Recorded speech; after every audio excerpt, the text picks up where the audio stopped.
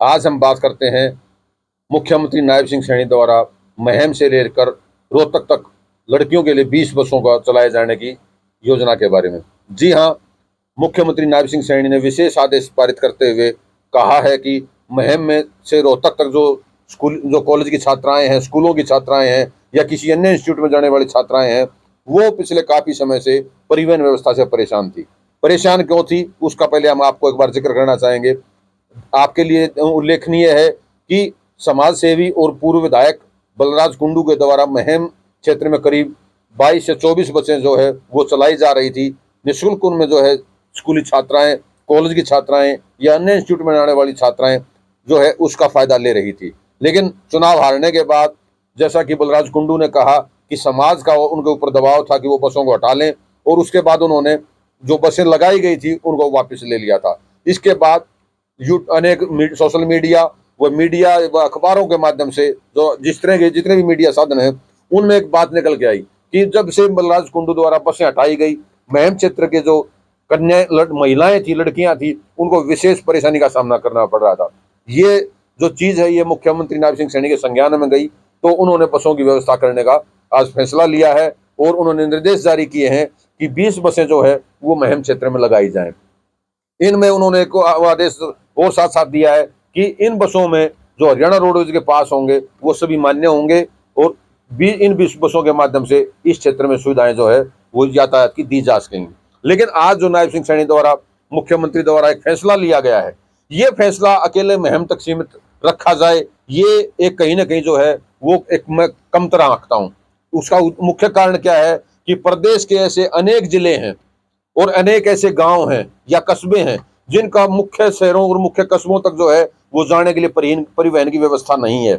चाहे वो झज्जर जिला हो, झज्जर जिले के करीब 200-150 गांव ऐसे हैं जिनमें परिवहन की व्यवस्था ना के बराबर है। जो महिलाएं हैं, चाहे पुरुष हैं, चाहे बच्चे हैं, उनको कॉलेज आने में या अपने निजी कामों के आने में उनको भारी परेशानी का सामना करना पड़ता है। इसी तरह अन्य जिले हैं, चाहे वो महेंद्रगढ़ हो, चाहे भिवानी हो, चाहे मेवात का इलाका हो, चाहे वो हिसार सिरसा का इलाका हो, पूरे प्रदेश में ऐसी बहुत सी जगह हैं जहां विशेष तौर पर अगर हम महिलाओं की बात करें, स्कूली कॉलेज की छात्राओं की बात करें, तो उनके लिए परिवहन की व्यवस्था बेहद ही कम है और उनको परेशानी का सामना करना पड़ता है, जिसके लिए अनेक समाज सेवी जो है वो अपने अपने कदम उठा रहे हैं। जैसा कि झज्जर जिले की अगर हम बात करें तो झज्जर जिले में एक समाज सेवी हैं, उनके द्वारा 2 बसें बेरी क्षेत्र में लगाई गई हैं। इसके अलावा एक अन्य समाज सेवी युवक हैं जिन्होंने पिछली बार जो है अभी जो बीते विधानसभा चुनाव आजाद उम्मीदवार के तौर पर लड़ा, अमित अहलावत, अमित डिग्ल के नाम से जानते हैं, उन्होंने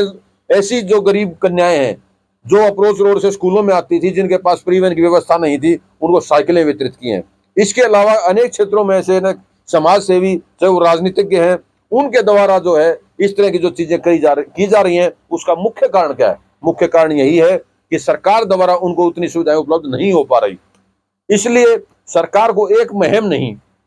बल्कि बहुत से ऐसे मुहिम खोजने की जरूरत है जहां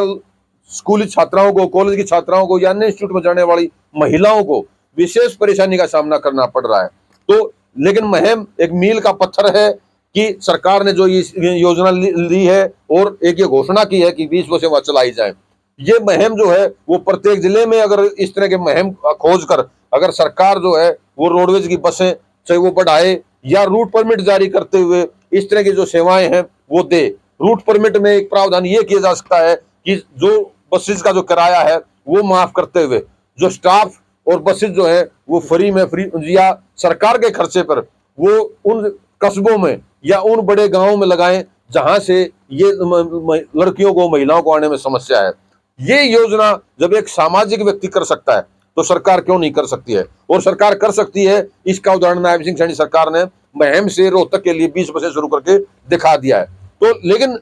एक और जरूर जो जैसे मैंने आपको पहले कहा कि सबसे अहम चीज क्या है? सबसे अहम चीज है कि पूरे हरियाणा में ऐसे ही मुहिम खोजने होंगे और ऐसी जो मुहिम है उन मुहिम के जो जिस तरह से मुहिम की छात्राओं की या महिलाओं की जो समस्या का निदान हुआ है, उसी तरह पूरे प्रदेश के ऐसे क्षेत्र जो पिछड़े हुए हैं, जहां परिवहन की व्यवस्थाएं नहीं है या निजी बस ऑपरेटर अपनी मनमानी करते हुए वहां जो है दिल में आता है तो वो महिलाओं को, लड़कियों को बिठा लेते हैं, नहीं तो भगा के निकाल ली जाती हैं। ये जो समस्याएं हैं इनको दूर केवल सरकार के लेवल पे ही किया जा सकता है। उसके लिए एक अलग से नीति बनाए जाने की जरूरत है। और ऐसे पिछड़े इलाकों में जहां परिवहन की व्यवस्थाएं नहीं है, वहां परिवहन व्यवस्थाएं दी जाएं। ये अपने आप में एक मील का पत्थर साबित होगा। जो अन्य विकास योजनाएं हैं, जितनी भी, चाहे वो अभी नौकरियों की भर्ती रही हो, चाहे वो एससी जो है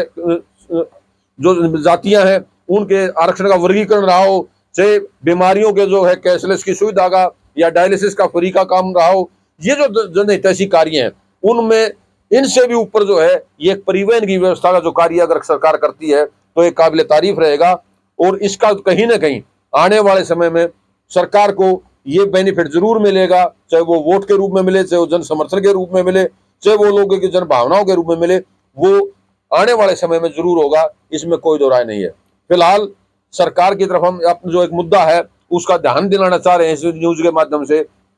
कि सरकार महम जैसे अन्य जो कस्बे हैं उनमें भी सुविधाएं बढ़ाए। फिलहाल के लिए इतना ही, धन्यवाद।